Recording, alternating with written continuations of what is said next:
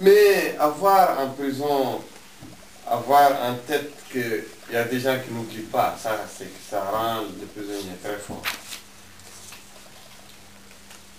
Et quand le prisonnier est très fort, ses geôliers deviennent faibles. Automatiquement, ils deviennent faibles. Merci pour ce courage. On est tous très admiratifs. On va peut-être faire une dernière question. Oui, et puis on on voulait va juste une continuer petite en... précision aussi. Vas-y, et puis on va peut-être continuer de façon plus informelle. Tu nous as parlé d'une manifestation à Paris. Oui.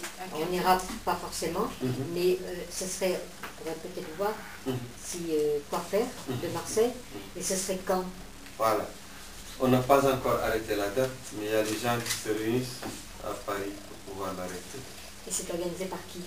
Par Irak, section France. D'accord. On peut faire un appel à l'ambassade, comme on a fait pour Au consulat, devant le consulat. Devant l'ambassade de Mauritanie.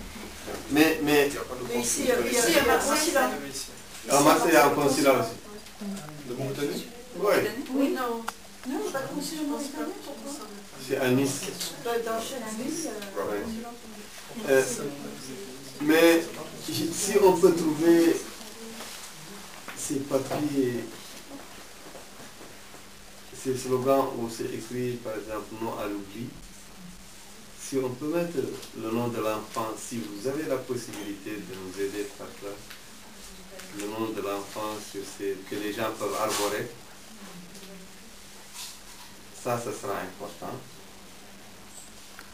Et le jour, quand on le précise, on va vous informer à temps. Oui. Et c'est après ton retour d'Allemagne. Oui. Donc c'est dans combien de temps? Dans 3 semaines. Dans 3 semaines à peu près.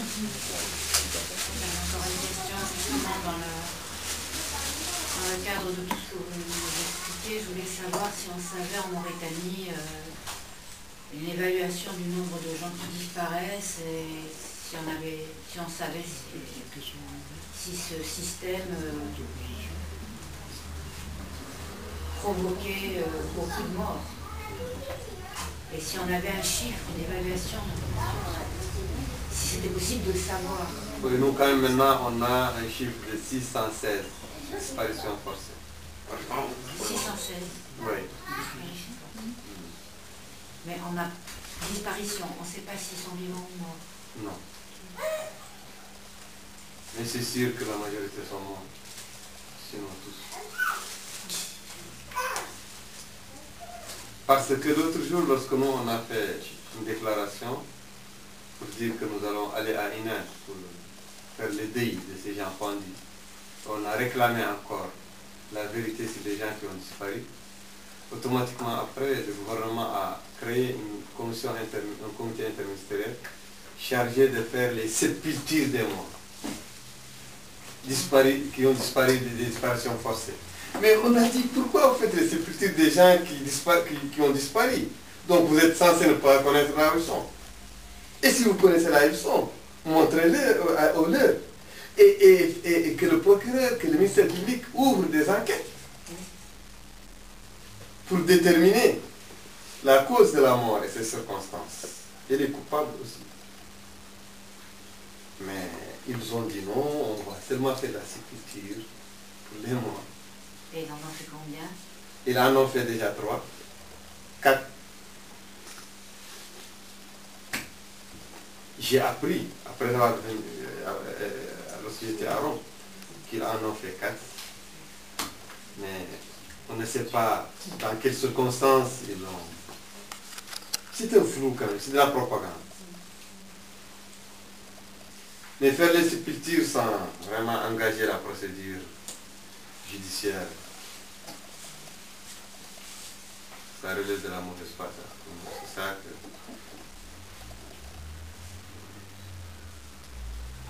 J'ai une dernière question. Il semble que dans ce pays, le clergé, les religieux, aient beaucoup de pouvoir. Et Beaucoup de pouvoir Bien sur sûr. la population. Bien Ils ne sûr. fassent rien pour la liberté. non, au contraire. Au contraire. C'est eux qui empêchent les femmes d'être magistrats chez nous. Ouais. Parce que la dernière fois qu'une femme a été nommée ministre des Affaires étrangères, le moufti en chef de la Mauritanie a tonné dans les médias publics, il a dénoncé cet acte avilissant. Et ça souille la Mauritanie d'impureté. Une femme ne peut pas être dans un... Mais c'était publiquement devant tout le monde. Et même en Mauritanie, une femme qui est battue par son mari ne peut pas, aucun policier ne peut l'écouter pour ouvrir une enquête. Vous avez parlé de flagellation, ça fait penser à l'Iran. Oui, heureusement que les flagellations ne sont pas appliquées. Mais les gens sont condamnés pour flagellation, mais ils restent des années en prison parce que personne ne les flagelle, donc ils restent là-bas, ils ne sont pas condamnés à des peines de prison. C'est toujours dans le droit islamique. Oui, c'est dans le droit islamique. Oui. Qu'on peut être condamné à être flagellé. Oui. Lapidé aussi. Oui. Mais la lapidation n'est pas appliquée en Mauritanie. Même la flagellation n'est pas appliquée. Oui, mais le problème, c'est que nous dénonçons, c'est les gens qui sont condamnés à la flagellation, mais mis en prison, pour des délais que personne ne connaît. Oui, c'est une espèce de couloir de la flagellation. C'est ça. C'est ça, le couloir de la flagellation, le couloir de la mort, le couloir de la flagellation. Et cette magistrate, elle est devenue quoi? Elle n'est pas magistrate, c'est une femme politique, elle a été nommée ministre des Affaires étrangères. Mais après beaucoup après la fronde du clergé, elle a été débarquée, on a mis un nom. Et elle est devenue? Elle est devenue une citoyenne. On a du mal à clore le débat, mais je crois qu'il va falloir arrêter parce que... Il y a bien un consulat de Mauritanie à Marseille, au 241 avenue de Paris. Alors, donc juste pour résumer, donc d'abord merci beaucoup.